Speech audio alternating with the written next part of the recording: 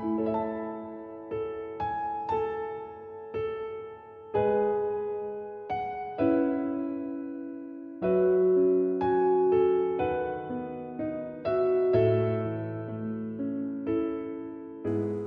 Ibu Shalom, selamat pagi. Izinkan saya tidak mengenakan masker kali ini berkaitan dengan semakin membaiknya situasi dan keadaan kita. Puji Tuhan, Tuhan menolong kita melewati situasi yang tidak mudah dan kasih setia Tuhan ada dan terbukti untuk kita semua. Haleluya, terpujilah nama Tuhan. Pagi hari ini kita akan kembali merenungkan firman Tuhan, jemaat yang terkasih, dan masih melanjutkan tema seri atau khotbah seri dari Kisah Para Rasul. Dan kita sampai di pasal yang keempat, dan izinkan saya mengajak Bapak Ibu dan Saudara semua di dua renungan kali ini mengangkat tema karya Roh Kudus dalam kehidupan orang percaya. Izinkan saya membacakan dua ayat untuk Bapak Ibu yang diambil dari Kisah Para Rasul pasal yang keempat ayat 24 dan 25 yang berkata demikian. Ketika teman-teman mereka mendengar hal itu, berserulah mereka bersama-sama kepada Allah, katanya, "Ya Tuhan, Engkaulah yang menjadikan langit dan bumi, laut dan segala isinya. Dan oleh Roh Kudus dengan perantaraan hamba-Mu Daud, Bapa kami, Engkau telah berfirman, mengapa rusuh bangsa-bangsa, mengapa suku-suku bangsa mereka-reka perkara yang sia-sia." Bapak Ibu dan Saudara yang terkasih dalam Tuhan Yesus Kristus, latar belakang dari ayat ini adalah seperti yang sudah kita singgung sebelumnya. Petrus dan Yohanes disidang Mahkamah Agama. Sidang tertinggi, lembaga hukum tertinggi dalam konteks peradilan Yahudi. Lalu kemudian karena mereka tidak terbukti bersalah, akhirnya mereka dilepaskan. Lalu kemudian ketika mereka kembali kepada orang-orang percaya, mereka menceritakan apa yang mereka alami, kemudian perkataan apa yang didengar dari para tua-tua dan imam-imam kepala. Lalu orang-orang yang mendengar itu berseru bersama-sama, berdoa bersama-sama.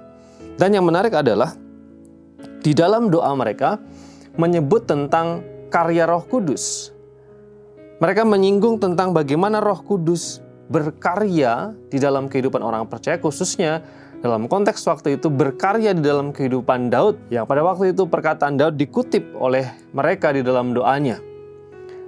Roh Kudus berkarya di dalam kehidupan Daud, menyatakan kebenaran, sehingga kebenaran itu diyakini sebagai sabda yang diterima dari Allah.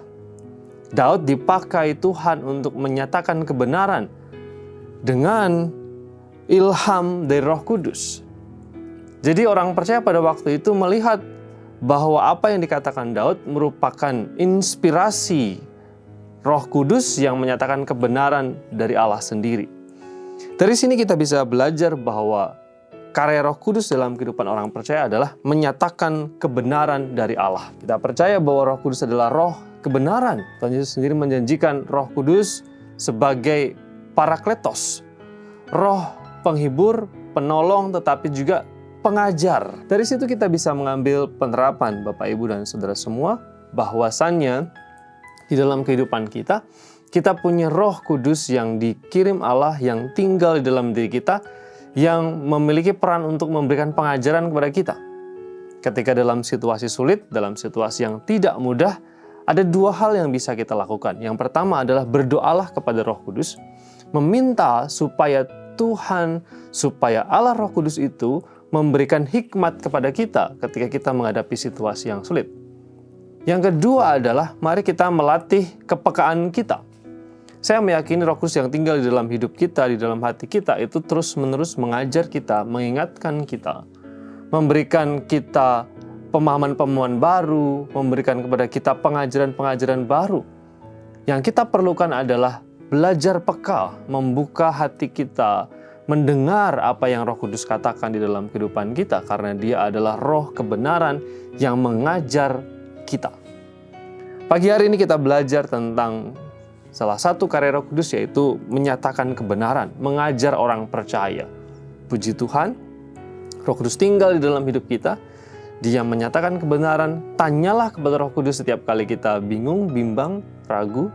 Yang kedua, mari belajar untuk mengembangkan kepekaan kita, untuk mendengar suara Roh Kudus. Puji Tuhan, kita sudah mendengar firman Tuhan. Bila hari ini kita dikuatkan oleh sabda firman Tuhan ini, mari kita berdoa. Terima kasih Tuhan, kami bersyukur karena kasih setia Tuhan yang ajaib dalam kami. Terima kasih ya Allah Roh Kudus yang menjadi pembimbing, pengajar, penolong di dalam kehidupan kami. Biarlah kami belajar untuk mendengar suara Roh Kudus yang mengajar kami akan kebenaran firman Allah. Berkati setiap aktivitas kami di sepanjang hari ini. Dalam nama Yesus kami berdoa. Amin.